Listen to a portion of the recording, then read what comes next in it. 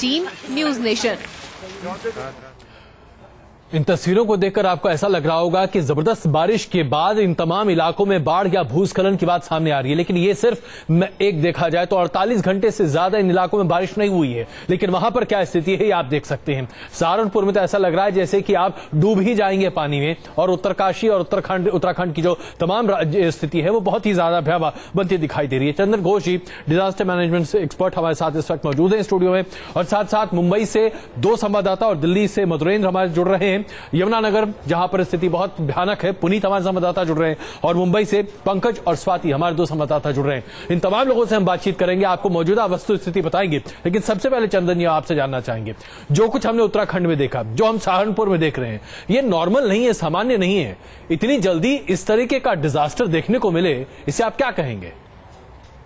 इसमें तो इस तरह जो पानी बरस रहा है जी 48 घंटा से ज्यादा, और ये कभी भी हो सकता है, और इसके लिए कोई पूर्वाभास ऐसे दे नहीं सकते हैं। लेकिन पानी ज़्यादा होने के नाते जो है भूस्खलन का जो समस्या है, इसको हम कुछ हद तक जो है इसको हम रोक सकते हैं।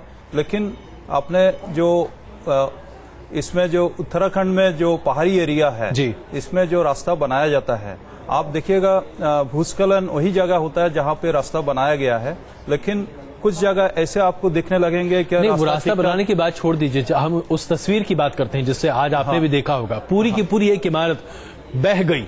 पूरा वो एकदम किनारे पर था, कटाव इतना ज्यादा था। जाहिर सी बात है सरकारें ध्यान नहीं दे रही हैं, और उत्तराखंड में ये स्थिति पहली बार तो है नहीं। बादल फटने की बात है, आज ऐसा माना गया कि बादल फटा, जिस पर महेश जी भैया जानकारी देंगे भी कि बादल कैसे फटता है। लेकिन जो स्थिति है वो ये है कि राज्य सरकार ध्यान नहीं दे रही है। क्या ये बात स्पष्ट है कि नहीं? उसमें जहाँ पे बारिश हो रहा है, जो रास्ता जहाँ पे मकान बनाया गया है जी, इसके ठीक रूप से मकान नहीं बनाया गया है, और यहाँ पे बादल फटने से जो पानी का जो है, जैसे बाढ़ एरिया है जी, इसको ठीक से ध्यान देना चाहिए। ये सरकारी तरफ से जो है इस एरिया को इस तरह से पहले से चुन करके देखना, ये इंफॉर्मेशन देनी चाहिए क्या ये एरिया में पिछले 20 साल 30 साल से इस तरह बारिश होने के नाते जो है मैं अपने प्रोड्यूसर से कह रहा हूं, हम उन तस्वीरों को एक बार फिर आपके सामने अभी पेश कर रहे हैं। आप देखिए इन तस्वीरों को, अब देखिए कि किस तरीके से पूरा का पूरी एक इमारत बह जा रही है। ये आप देखिए कैसे, ये है डॉक्टर घोष जो स्थिति, घोष साहब जो स्थिति बन रही है, कटाव बहाव इतना ज्यादा है। और ये हरिद्वार की तस्वीरें हैं। महेश जी, ये जो बादल फटने की बात जो कही जाती है, ये क्या है, ये कैसे होता है? क्या होता है कि जब कोई अच्छा वेदर सिस्टम होता है, यानी इंटेंस वेदर सिस्टम होता है, तो नॉर्मली जो क्लाउड का बेस होता है वो 3000 फीट के आसपास या 2500 फीट के आसपास होता है, और उसकी टॉप 40,000 45,000 फीट तक पहुंच जाती है जी। यानी एक आपको कॉलम, वाटर कॉलम मिल जाता है जी। तो नॉर्मली क्या होता है कि धीरे धीरे ये मूव करता है। ये देखिए हम अभी अपने ये तस्वीर आप देखिए, ये अपने आप में प्रदर्शित कर रही है घोष जी, माफ कीजिएगा महेश, मैंने आपको बीच में रोका, लेकिन ये तस्वीर देखिए, इस तस्वीर से ही आप पकड़ सकते हैं कि दरअसल यहाँ क्या है। अब हम दोबारा ये दिखा रहे हैं ताकि हमारे दर्शक भी देखें। ये देखिए आप, पूरी इमारत ढह के गिर जाती है, और ये हरिद्वार की स्थिति है, उत्तरकाशी की स्थिति है। बात कीजिएगा जी महेश जी, आप बता रहे थे बादल कैसे पड़ते हैं। जब ये वाटर का कॉलम एक तरह से इतना बड़ा मिल जाता है आपको, तो जब विंड कम होती है, यानी कि उसका मूवमेंट कम होता है, तो वो जो जितने भी रेनफॉल होती है वो एक ही जगह पर कंटिन्यू होती है जी। तो अगर 100 मिलीमीटर प्रति घंटा की रफ्तार से बारिश होती है तो उसको बादल फटना कहते हैं। और खासकर पहाड़ी इलाकों पे क्या होता है कि जैसे ही बारिश बहुत तेजी से होती है तो सारा पानी बह के जहाँ निचली जगह होती है वहाँ चला जाता है, और अपने साथ जो भी इमारत या जो भी बहाव बहुत तेज होता है, बहुत तेज होता है, और उसकी क्वांटिटी बहुत ज्यादा हो जाती है जी। इसके कारण तबाही मचती है। बिल्कुल घोष जी, डिजास्टर मैनेजमेंट की बात और फिलॉसफी पिछले 66 सालों से हिंदुस्तान में सिर्फ किताबी बहस का एक मुद्दा है, या आज के दिनों में पिछले 15-20 सालों से टेलीविजन स्टूडियो में बहस का मुद्दा है। अमली जामा इसे कोई नहीं पहनाता। ऐसा है, आप एक बार तस्वीर जो आप दिखा रहे हैं किस तरह से मकान बनाया गया है जी, आप बताएंगे ये मकान ऐसे बनाए क्यों, ये नहर की तरफ क्या नदी के किनारे पे क्यों बनाया गया है जी? इसके लिए कोई सरकारी व्यवस्थापना कहाँ सोए हुए थे क्या जी? तो आप जिस एरिया जैसे जिस तरह से मकान बनाया गया है, इसमें कोई तकनीकी रूप से ये नहीं बनाया गया है, और इसमें जो बादल फटने से, क्या ज्यादा बारिश होने से ये मकान जो है इस तरह खतरा में आ सकता है, क्या इसको ध्यान नहीं देता है कि वहाँ के रहने वाले लोग जो है तो इसमें जो डिजास्टर मैनेजमेंट की जो बात जो कहा जाता है पिछले 15-20 साल से 30 साल से, तो डिजास्टर मैनेजमेंट में ये ध्यान दिया जाता है क्या कहाँ पे मकान बनवाने से ये सही रहेगा, क्या इसका हैजार्ड, लेकिन कोई भी सरकार इसका पालन नहीं करती। हाँ, सरकार पालन नहीं करते हैं। क्या आप दूसरी तरफ बोलेंगे और ना जो रहने वाले लोग हैं वो इस बारे में सचेत हैं कि दरअसल क्या स्थिति बनती जा रही। तो आइए अब इस चर्चा को जरा और आगे बढ़ाते हैं। एक और रिपोर्ट अभी आपके सामने पेश करेंगे, उसके बाद हम अपने तमाम संवाददाताओं के पास भी चलेंगे कि दरअसल स्थिति कितनी भयावह और गंभीर बनती जा रही है, न सिर्फ उन इलाकों में जो सुदूर हैं, जो पहाड़ी इलाके हैं, बल्कि शहरों में जहां हम और आप बड़ी संख्या में रह रहे हैं, वहां पर क्या स्थिति भी है वो भी बताएंगे आपको। लेकिन बारिश ने किस तरीके से उत्तराखंड में बर्बादी और आफत की एक नई बयार बहा दी है, आइए आपको दिखाते हैं कि तमाम इलाकों में बारिश की वजह से और क्या क्या हो रहा है। जरा ये रिपोर्ट देखिए।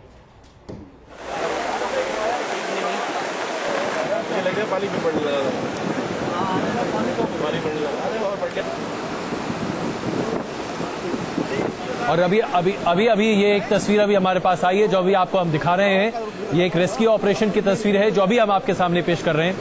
उधम सिंह नगर की ये तस्वीरें हैं जहां पर ये 2 लोग फंस गए हैं पानी के तेज बहाव की वजह से। ये आप देख रहे हैं उधम सिंह नगर की ये तस्वीरें हैं, रेस्क्यू ऑपरेशन की ये तस्वीरें हैं जो अभी कुछ ही देर पहले हमें मिली हैं। बहुत मशक्कत के बाद इन लोगों को बचाया जा सका है। 3 घंटे से ज्यादा वक्त तक ये 2 लोग वहां फंसे हुए थे और काफी मशक्कत करने के बाद रस्सियों के जरिए इन लोगों को बचाया जा सका है। ये 2 लोग हैं जो लाल घेरे में आप देख रहे हैं। दोनों तरफ से बहाव बहुत ज्यादा तेज था और ऐसे में इन दोनों को बचाने के लिए जी तोड़ मेहनत प्रशासन को करनी पड़ी। उधम सिंह नगर की ये तस्वीरें जो अभी आप अपनी स्क्रीन पर देख रहे हैं, ये तस्वीरें आप एक बार फिर देख लीजिए। राहत और बचाव का ये काम किस तरीके से उधम सिंह नगर में चल रहा है और पानी का बहाव इतना तेज है, आप इसी से अंदाजा लगा सकते हैं कि यहाँ अगर कोई व्यक्ति फंस जाए तो क्या स्थिति होती है। चंदन जी, इस तरह से जो बचाव की काम, यमुनानगर की स्थिति भी अभी हम आएंगे कुछ देर बाद, वहां भी 50 लोग इसी तरीके से फंस गए थे। ये जो इस तरह की जो स्थितियां बन जाती हैं, निर्मित हो जाती हैं, एक तो लोग भी सजग नहीं रहते ना, लोग भी सजग नहीं रहते हैं। वो चाहते हैं क्या बारिश होगा तो 2-4 दिन के बाद ऐसे हम रह जाएंगे, कुछ होगा नहीं। लेकिन इसका जो हिस्ट्री जब हम देखने जाएंगे तो हर 10 साल 20 साल के बाद इस तरह जो सिचुएशन होते हैं, लेकिन इसके लिए हम तैयार नहीं रहते हैं। तो इसके लिए जो है फ्लड मैपिंग, फ्लड 90 के दशक में उत्तरकाशी में जबरदस्त बादल फटने की स्थिति सामने आई थी और उस वक्त बहुत सारे जो यात्री थे, तीर्थयात्री थे, उनकी मृत्यु भी हुई थी। जा तो उसमें क्योंकि जो बादल फटने की जो बात है, जो उसमें ज्यादा पानी एक जगह कम समय में होने से जो है पहाड़ी एरिया में बहुत तवाव से जो है तवाव हो जाता है और इसके लिए जो है भूस्खलन का जो है बहुत खतरा दिखाई देता है। बिल्कुल। तो महेश जी, आप ये कह रहे थे कि 24 घंटे बाद थोड़ी सी बारिश में कमी आ सकती है और हो सकता है कि राहत कार्य आगे बढ़ाया जा सके। जी हाँ, ये जो उत्तराखंड के इलाके हैं, जो पश्चिमी इलाके हैं, उसमें धीरे धीरे कमी आएगी। लेकिन जो सहारनपुर, पीलीभीत, बहराइच, जो सेंट्रल यूपी है या पहाड़ से लगा हुआ जो यूपी का इलाका है, डिस्ट्रिक्ट है, उसमें अगले 24 घंटे में काफी भारी बारिश अभी भी होने की उम्मीद है। उसका अलर्ट भी जारी किया गया है। लेकिन उत्तराखंड से धीरे धीरे बारिश कम होती जाएगी और ईस्ट की तरफ बढ़ती जाएगी। तो अब क्या दिल्ली में भी यही स्थिति होगी? क्योंकि दिल्ली में कुछ ही देर की बारिश और सड़कों पर ऐसा लग रहा था कि आप तालाब में टहल रहे हैं। जी हाँ, लेकिन अब जो दिल्ली में है, आपको 4 या 5 दिन तक, लगभग 25 तारीख तक रेनफॉल देखने को नहीं मिलेगा। जी, यानी कि बहुत हल्की बारिश कल हो सकती है। उसके बाद मौसम साफ हो जाएगा, टेम्परेचर बढ़ेगा। जो आपका अभी 28-29 के आसपास चल रहा था, वो 37-38 तक फिर पहुंच जाएगा। बहुत उमस बढ़ जाएगी। यानी कि दिल्ली में आपको 4-5 दिन बिल्कुल भी बारिश देखने को तो 4-5 दिनों तक अभी राहत मिलती हुई दिखाई दे रही है। लेकिन दिल्ली में क्या स्थिति रही, ये हम आपके सामने पेश करना चाहते हैं। सिर्फ 24 घंटे में करीब 12 या 10 घंटे के आसपास बारिश का माहौल बनता हुआ दिखाई दिया था। लेकिन उसके साथ ही दिल्ली की सड़कों पर स्थिति यह थी कि अगर आप गाड़ी लेकर चलें तो नीचे, पैर के नीचे पानी महसूस हो रहा था। इसके साथ साथ एक और खतरा बढ़ रहा है और वो ये है कि हथनीकुंड बैराज से माना जा रहा है कि बड़ी मात्रा में पानी छोड़ा जा सकता है। इससे यमुना के किनारे रहने वाले लोगों के घरों में भी पानी घुसने की संभावनाएं प्रबल होती जा रही हैं। ऐसे में दिल्ली की स्थिति भी खतरनाक होती चली जा रही, खास करके उन लोगों के लिए जो यमुना के किनारे पर अपने घरों में रह रहे हैं। मुंद्रेन हमारे संवाददाता हमारे साथ मौजूद मौजूद हैं उनके पास पहुंचेंगे, लेकिन पहले जरा देखिए कि आज दिन भर दिल्ली में क्या रहा। दिल्ली में बाढ़ का खतरा, सबसे बड़ी बाढ़ का खतरा। क्या दिल्ली में बाढ़ का खतरा मंडरा रहा है?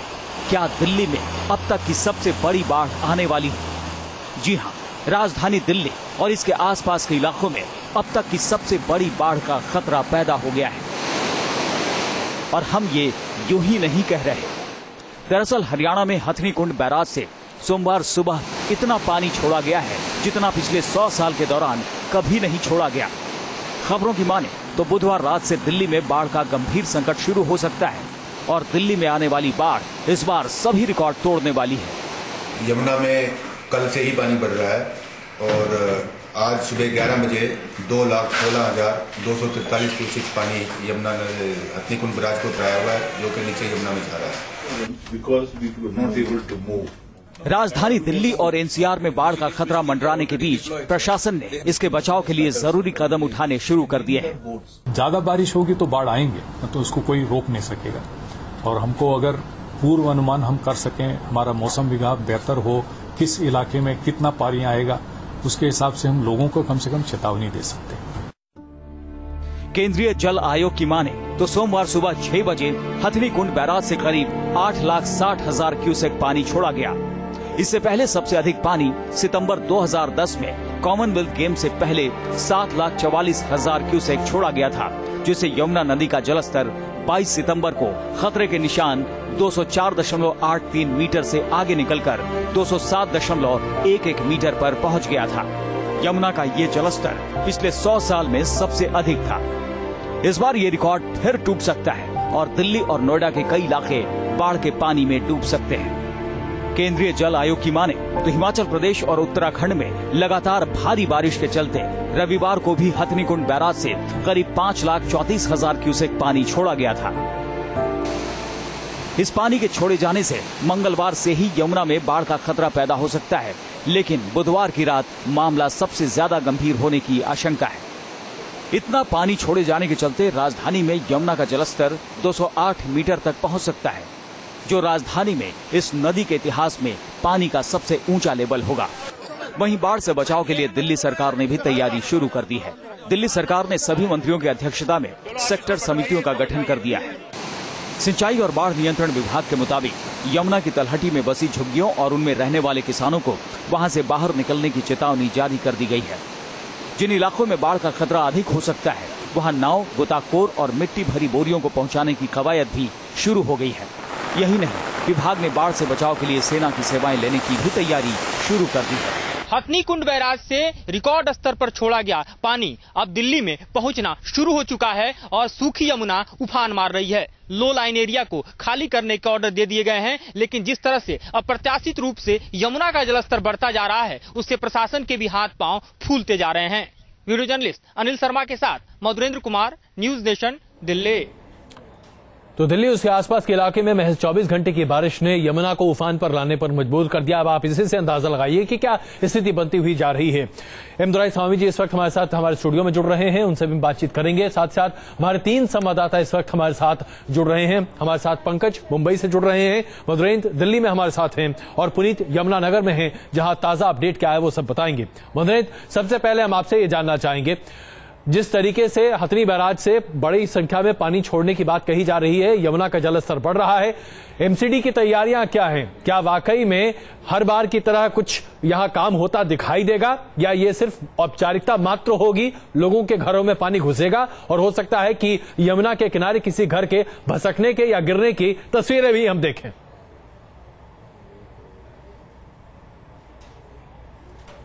देखिए, वाकई खतरनाक स्थिति है, क्योंकि अनुमान भी नहीं था एमसीडी को, फ्लड कंट्रोल के अधिकारियों को, कि ऐसी हालत जो है वो पैदा होगी जैसी हो गई है। 101 सालों में सर्वाधिक जो है पानी छोड़ा गया है। ये पहली बार ऐसा है 100 सालों में, जैसा कि अधिकारी बता रहे हैं कि एक साथ 8,60,000 क्यूसेक पानी जो है वह हथनीकुंड बैराज से छोड़ा गया है, जो कल छोड़ा गया। इतना ही नहीं, मैं आपको बताऊं कि देर शाम आज 5.5 लाख क्यूसेक पानी और छोड़ दिया गया है। और जब मैं जहां पर मैं बैठा हुआ हूं बोट पर, ये वही जगह है जहां सुबह पर जो है बच्चे खेल रहे थे। लगातार पानी का स्तर जो है वो चढ़ता जा रहा है। जो लो लाइन एरिया है यमुना का, वो सारे तमाम इलाकों में अलर्ट जारी कर दिया गया है।